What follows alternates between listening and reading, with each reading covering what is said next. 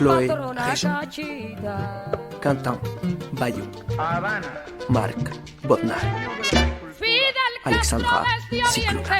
A Batista combatió, Fidel Castro desde Oriente, a Batista combatió, porque la patria Parole de Pirate, Como establece la segunda declaración de La Habana, de Simone Amin. pueblo de América Latina es Un feuilleton en 15 épisodes. una familia de 200 millones de hermanos que padecen las mismas miserias, albergan los mismos sentimientos, tienen el mismo enemigo. Aprendimos a quererte desde la histórica altura donde el sol de tu bravura le puso cerco a la muerte. Aquí se queda la clara, la entrañable transparencia de tu querida presencia, comandante Che Guevara. 11e épisode. On a eu l'enfant, je l'ai élevé comme mon enfant, sauf que ce n'était pas mon enfant. Et j'ai essayé de lui en faire un autre. Il était grand l'appartement, non? Elle touchait un salaire à rien faire et moi aussi je travaillais. Et elle tombait jamais enceinte. Le petit il grandissait, je l'ai torché, je lui ai appris à marcher. Pour moi c'était lui, Fidèle. Et ça me dérangeait pas de vivre avec Fidèle et sa femme. D'ailleurs il s'appelle Fidèle aussi, non? Enfin, R. Pas de Fidèle, juste le petit Fidèle, un grand appartement, 2 salaires, 1,5. Jamais enceinte, mais ça va. Et puis il me jette dehors, sur le palier, avec mes affaires. Et le gros tas de bidoches, il me renverse dans l'escalier. Je suis resté sur le trottoir, sous les fenêtres de mon appartement. Et je les entendais rire. Et je les entendais baiser. J'ai été assis sur ma valise et ça me tombait dessus comme une pluie de merde, ce gros tas de bidoches qui baise sans relâche avec ma femme. Avec sa femme.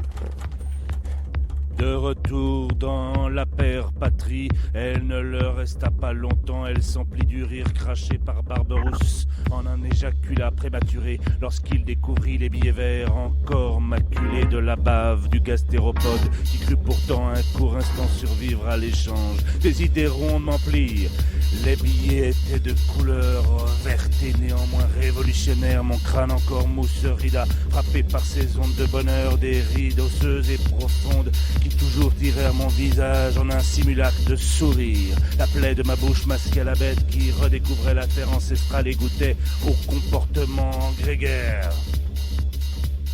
Je restais là parce que j'attendais de pouvoir rentrer chez moi. C'est lui. Et elle riait. Il faisait des bruits de bête. J'ai pas d'amour propre, j'ai jamais été jaloux. Je vais pas être jaloux alors que je vis une histoire d'adultère, que c'est moi l'amant, non? Je vais pas être jaloux quand je tringle une femme enceinte d'un autre homme, non? Mais là, il baisait, il riait pendant des jours et des jours. Et parfois même, j'entends le petit Fidèle qui rigole. Un rire qui sort de ses petits poumons sans s'arrêter. C'est comme si je le voyais escalader ce gros tas de bidoches et rire aux éclats. Je le vois assis sur cette main large comme un fauteuil soulevé dans les airs par la montagne de viande et rire à gorge déployée avec ses petites dents. Ce petit con.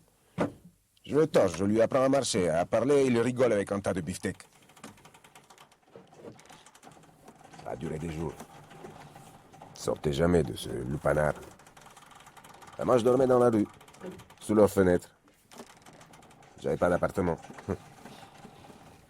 Et juste ces bruits de plaisir qui passent à travers les lattes de persiennes et qui me tombent dessus comme une pluie de merde, il me chie sur la tête. J'étais l'animal convaincu qu'en déchargeant mes pollutions nocturnes dans le ventre de mon épouse abandonnée, j'aurais pu devenir en une nuit le père de cet enfant déjà grand dont j'ignorais l'existence. Mon enfant anonyme était déjà dégénéré en un infect bâtard de la révolution que mes yeux submergés par ce sperme si longtemps contenu ne pouvaient voir. Il n'est sorti qu'une seule fois, en courant. Il a dévalé l'escalier et j'étais content de ne pas me trouver. Je ne l'ai pas regardé. Moi, je me lève, je regarde vers la fenêtre et j'ai juste vu la Cadillac qu'il a amenée rouge, décapotable, ridicule. Un bout de viande de 2,10 m dans une voiture. Qui est venu le chercher? Un homme? Une femme? Mais je m'en fous, non. Je crie, je demande, il est parti. Et elle sort sur le balcon, cette connasse. Elle me dit de foutre le camp. Elle m'asperge avec une eau puante et sale, comme si elle me pissait dessus, le sourire marqué sur le visage.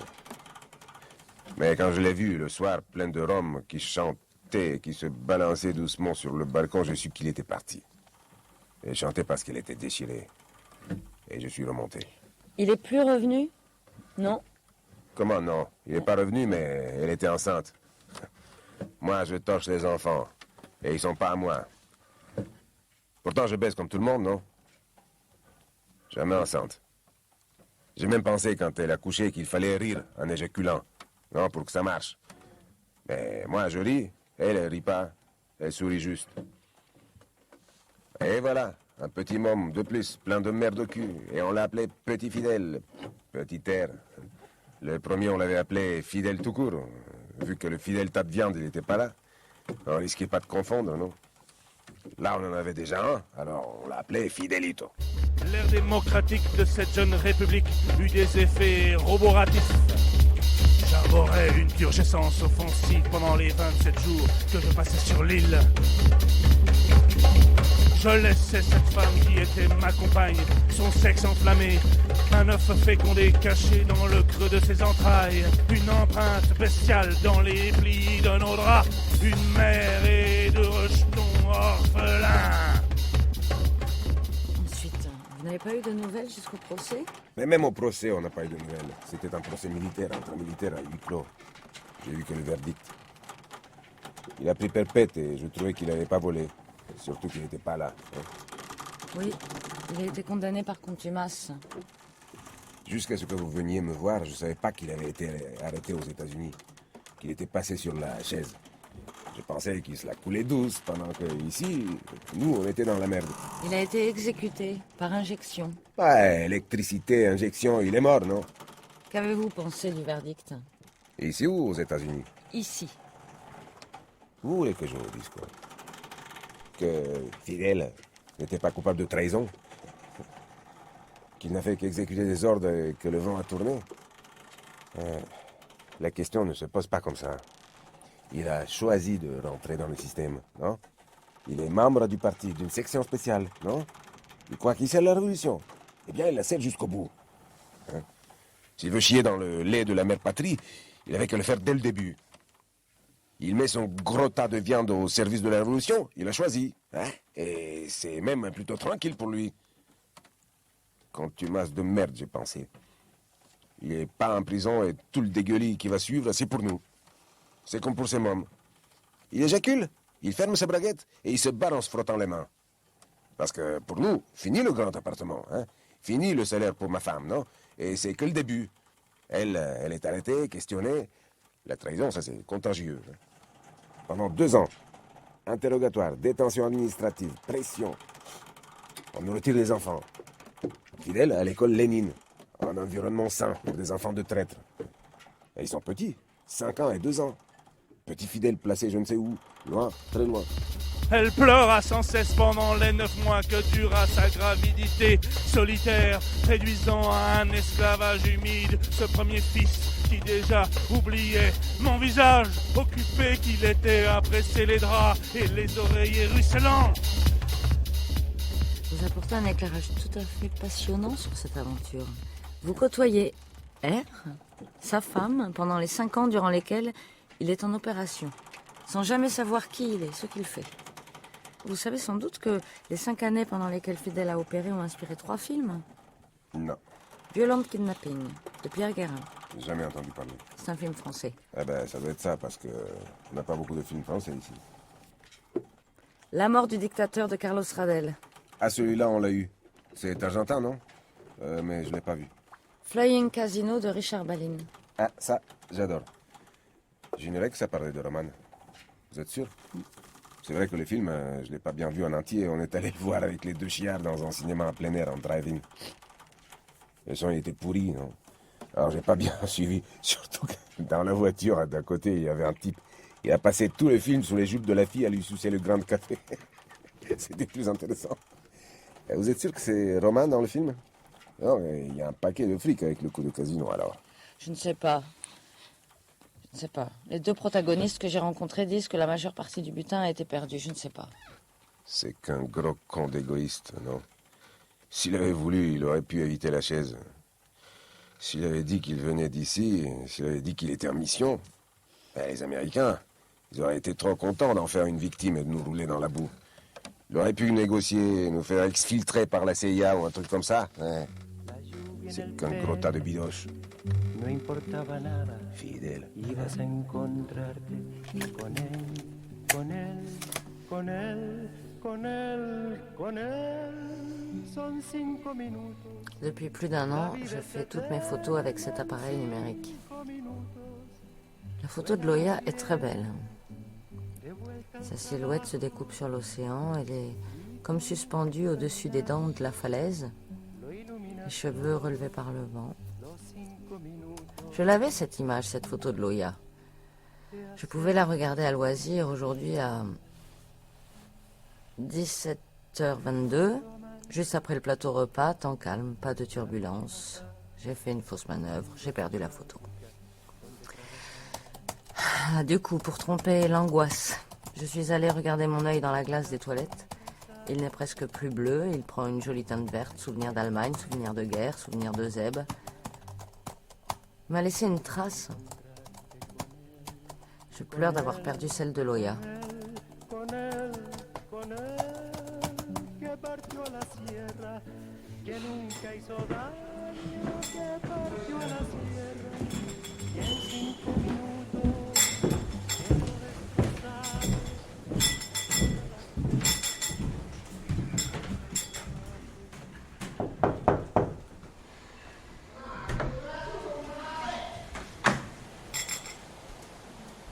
Je vous ai tiré du lit. Ne m'en voulez pas. Le ciel qui blanchit, le jour qui vient, c'est le meilleur remède contre la gueule des bois. Je vous ai entendu de ma chambre discutailler, la voix forcie par le rhum jusqu'à une heure indue. Tenez. Buvez ça. J'imagine aisément que votre nuit n'a pas été propice à de sereines réflexions à propos du Camasetto. Si. Moi, j'y ai pensé. Et j'ai changé d'avis. Faites donc écrire ce texte à l'écrivaillon. En échange, je vous demande de diffuser, en regard de ces ordures, une mise en garde. C'est une sorte de commentaire sous la forme d'un extrait de Moi, les suprêmes, de Roa Bastos, que je vais vous lire. J'en ai trouvé la version française ce matin. Vous allez entendre, c'est à peu de choses près ce que j'essayais d'exprimer hier, soir. Mais c'est dit avec infiniment plus de talent. La solution me convient parfaitement. Je vous laisse la parole. Entonces. Voilà.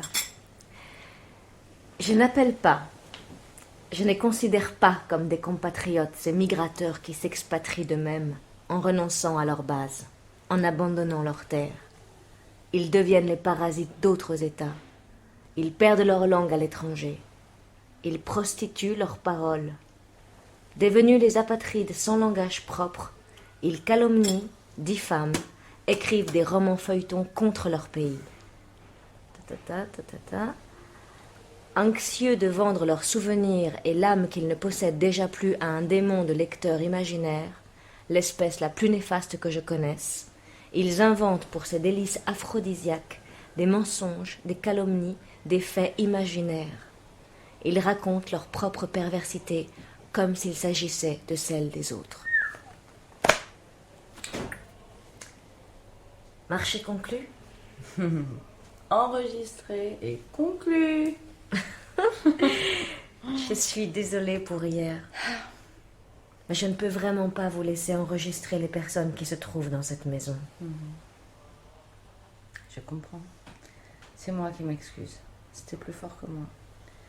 Vous savez, je rentre tout juste d'Irak où je préparais une autre émission.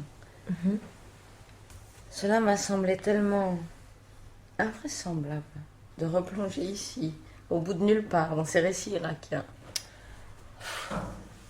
Cela n'a rien de très étonnant.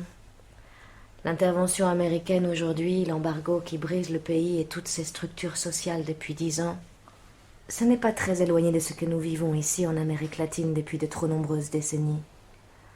L'embargo, nous savons ce que c'est. Être asphyxié par plus fort que soi. Je sais. J'ai lutté pendant des années pour le contourner et récupérer un peu d'air. C'était mon métier. C'est une politique et une attitude qui m'emplissent la poitrine de colère, maintenant, rien qu'en l'évoquant avec vous. Estos... Les Américains ne veulent pas admettre l'existence d'autres conceptions culturelles, morales, spirituelles ou politiques. La plupart d'entre eux ne soupçonnent même pas leur existence. Ils savent qu'ils sont les peuples élus par Dieu pour donner la leçon au reste du monde qui s'obstine et se complaît dans le péché. Il faudra que cela cesse. Il faudra que nous en terminions avec eux un jour ou l'autre. Comme vous y allez. Mais je ne donne pas de leçons. Je vous parle uniquement de la souffrance que j'ai vue et vécue, de la solution que viscéralement j'appelle de mes voeux. Nous verrons si le temps continue à servir cet univers de merde créé par Dieu. Bon alors, on attaque le casino?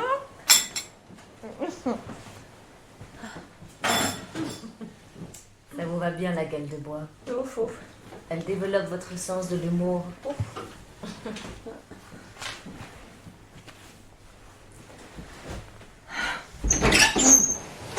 Waouh. Ah.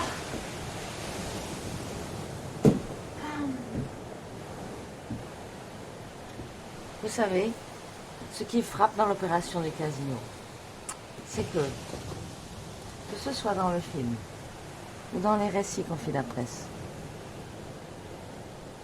ce sont des méthodes particulièrement violentes, des moyens démesurés mis en œuvre.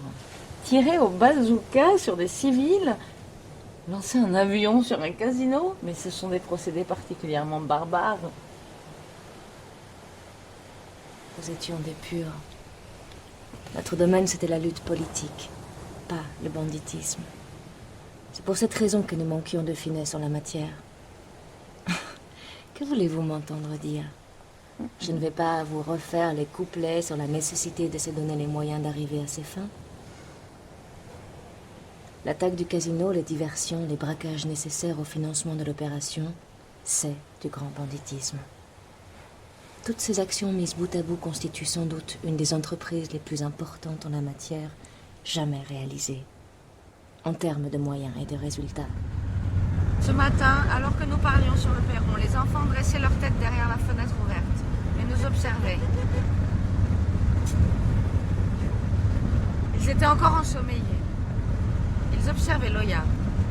Ils buvaient ses paroles et riaient doucement. De temps à autre, l'un d'eux partait en courant à l'intérieur de la maison, faisait claquer ses pieds nus sur le plancher de bois. Je me suis demandé ce qu'il comprenait. Je me suis demandé ce qu'il retiendrait, ce qu'il savait.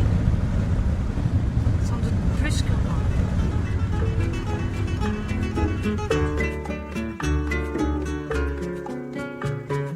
moi. Paroles de pirate de Simone Amino. Chloé Réjean Loya. Quentin Bayou Euseb. Marc Bonnard Roman. Alexandra Cicluna, la journaliste. Et Carolina Pechenet. Luis Martínez Saiz. Brontis Jodorowsky. Hervé Furik. Miglen Mirchev. Musique Jacques Mouniard. Philippe Thibault. Bruitage Patrick Martinage. Prise de son, montage, mixage Philippe Bredin, Manuel Couturier. Assistante Alejandra Malca.